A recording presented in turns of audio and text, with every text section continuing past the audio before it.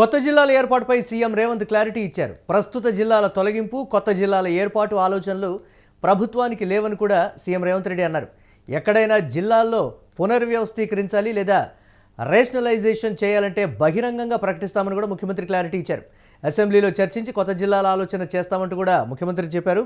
దీనిపై మరిన్ని అప్డేట్స్ మా కరెస్పాండెంట్ రమేష్ అందిస్తారు. రమేష్, మొన్నటి వరకు కూడా కొత్త జిల్లాల ఊహాగానాలు లేకపోతే ఉన్నటువంటి జిల్లాల్ని కుదించేటువంటి ఆలోచన ఉందని రకరకాల ఊహాగానాలు వచ్చినటువంటి పరిస్థితి, ముఖ్యమంత్రి క్లియర్ కట్గా క్లారిటీ ఇచ్చినటువంటి పరిస్థితి అయితే ఉంది. ఏంటి అప్డేట్స్ ఏంటి, ఏ విధంగా చూడాలంటారు దాన్ని?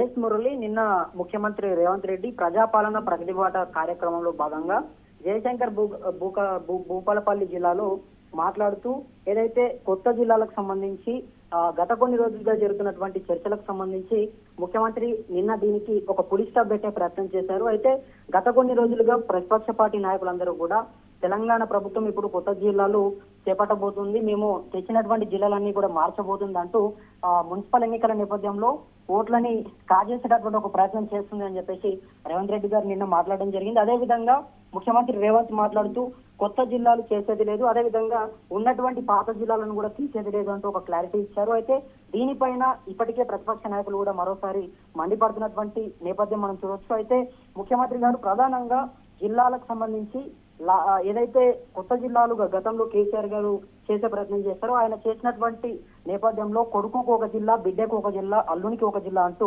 రకరకాలుగా జిల్లాలని పెంచుకుంటూ పోయారు. దీంతో సామాన్య ప్రజలందరికీ కూడా మారుమూల ప్రాంతాలలో ఉన్నటువంటి వాళ్లకు అనేకమైనటువంటి ఇబ్బందులు తలెత్తుతా ఉన్నాయి. అందరూ కూడా ఏదైనా పని కావాలంటే అనేక జిల్లాలు తిరగాల్సి వస్తుంది. అంటే ఒక జిల్లాలో అన్ని అధికారులని, అందరు అధికారులని ఏర్పరచలేనటువంటి ఒక పరిస్థితి ఏర్పడింది. కాబట్టి ఈ నేపథ్యంలోనే రేవంత్ రెడ్డి గారు ప్రతిపక్షంలో ఉన్నప్పుడే దీన్ని మేము అధికారంలోకి రాగానే జిల్లాలని తగ్గిస్తామని చెప్పేసి వీళ్ళు మాట్లాడే ప్రయత్నం కూడా చేశారు. అయితే ప్రధానంగా లా అండ్ ఆర్డర్ కావచ్చు, అదేవిధంగా ఎడ్యుకేషన్ కావచ్చు, అదేవిధంగా రెవెన్యూకి సంబంధించి కావచ్చు, ఈ మూడిటికి కూడా ఒకటే జిల్లాకు వెళ్లి పని చేసుకుందామంటే కాలేనటువంటి ఒక పరిస్థితి ఉన్నది మురళి. ఎందుకంటే ఈ మూడు కూడా ఒకటే జిల్లాలో లేవు. ప్రజలందరూ కూడా ఈ మూడు పనులు కావాలంటే ఏదైతే లా అండ్ ఆర్డర్ కావచ్చు, ఎడ్యుకేషన్ కావచ్చు, రెవెన్యూ కావచ్చు, ఇవన్నీ పనులు కావాలంటే వాళ్ళు ఒక సుమారు 2 జిల్లాలు కావచ్చు, 3 జిల్లాలు కావచ్చు తిరగాల్సినటువంటి పరిస్థితి వస్తూ ఉంది. సో దీంతో చాలా మంది ప్రజలకు కూడా ఇబ్బందులు తలెత్తుతా ఉన్నాయి. 3 జిల్లాలు తిరగలేనటువంటి ఒక పరిస్థితి ఏర్పడుతుంది. ఒకటే జిల్లాలో అందరూ అధికారులు ఉంటే, అందరూ అధికారులు అక్కడే ఉంటే ప్రజలందరూ కూడా నేరుగా అక్కడికే వెళ్లి వాళ్ళ పనులని చేసుకునే ప్రయత్నం చేస్తారు. కాబట్టి వాళ్ళకు కూడా ఇబ్బందులు, సమస్యలు తలెత్తకుండా ఉంటాయనేటటువంటి ఒక మాటని అప్పట్లో ప్రతిపక్షంలో ఉన్నప్పుడే రేవంత్ రెడ్డి గారు చెప్పే ప్రయత్నం చేశారు. అయితే ఇప్పుడు అధికారంలోకి వచ్చిన తర్వాత కూడా దీనికి సంబంధించి మంత్రి పొంగులేటి శ్రీనివాస్ రెడ్డి గారు మాట్లాడుతూ కూడా మేము అంటే మరికొన్ని రోజుల్లో చేసే ప్రయత్నం చేస్తాము అని చెప్పేసి కూడా ఆయన మీడియాతో కొన్ని సందర్భాల్లో మాట్లాడినటువంటి మాటలు కూడా మనం చూసాం. అయితే ఇప్పుడు నిన్న రేవంత్ రెడ్డి గారు మాట్లాడుతూ జిల్లాలకు సంబంధించి పెంచేది లేదు, తగ్గించేది లేదు, ఉన్నటువంటి జిల్లాలను మాత్రమే మేము ఇదే విధంగా పర్టికులర్ గా రమేష్, వరంగల్ జిల్లా విషయంలో అంటే గతంలో ఉన్నటువంటి ఉమ్మడి వరంగల్ జిల్లా ఏ విధంగా ఉండేది, ప్రస్తుతం ఉండేటువంటి వరంగల్ జిల్లాలో ఉన్నటువంటి వివిధ జిల్లాలు రకరకాలుగా విభజించి చేసినటువంటి పరిస్థితి ఉంది. వాటి విషయంలో పర్టికులర్గా చాలా వరకు విమర్శలు వచ్చినటువంటి పరిస్థితి ఉంది కదా, దీన్ని ఏ విధంగా చూడాలంటారు? వెనక్కి తగ్గారని అనుకోవచ్చు అంటారా? ఎగ్జాంపుల్ సిరిసిల్ల కావచ్చు, సిద్దిపేట కావచ్చు, వనపర్తి కావచ్చు, వరంగల్ కావచ్చు, భూపాలపల్లి జిల్లాలు కావచ్చు, ఇవన్నీ జిల్లాలు కూడా రేవంత్ రెడ్డి గారు చెప్పడం జరిగింది అసలు మార్చే ప్రసక్తి లేదు. ఎందుకంటే గతంలో కేసీఆర్ గారు చేసినప్పుడు వీళ్ళు ప్రతిపక్షంలో ఉన్నప్పుడు మాట్లాడారు కాంగ్రెస్ పార్టీ తరఫు నుంచి, కానీ ఇప్పుడు అధికారంలోకి వచ్చిన తర్వాత మేము వాటిని చేసే ప్రయత్నం చేయలేదు. ఒకవేళ మేము మార్పు చేయాల్సి వస్తే గనక ప్రజల ముందే పెట్టి అసెంబ్లీ ద్వారా శాసనసభలో ప్రతిపక్ష నేతల వాళ్ళ సూచనలు కూడా తీసుకొని మేము చేస్తాము, ప్రజల పక్షంగానే ఇది ముందుకు పోతుంది అని చెప్పేసి కూడా ఆయన మాట్లాడే ప్రయత్నం చేశారు. అదేవిధంగా ప్రజాప్రభుత్వం అన్ని కార్యక్రమాలు కూడా మంచిగా చేసుకుంటూ ముందుకు పోతుంది. ఖచ్చితంగా జిల్లాలకు సంబంధించి అసలు జిల్లాలు ఇప్పుడు ఇంకా పెంచేది లేదు, తగ్గించేది లేదు, యథావిధిగా ఉన్నటువంటి జిల్లాలనే కొనసాగిస్తాము. ఒకవేళ భవిష్యత్తులో గనక జిల్లాలని మేము ఒకవేళ పెంచాలనుకుంటే ప్రజల ముందే ప్రతి దాన్ని కూడా పెట్టే ప్రయత్నం చేస్తాం శాసనసభ ద్వారా అని చెప్పి ముఖ్యమంత్రి గారు చెప్పే ప్రయత్నం చేశారు.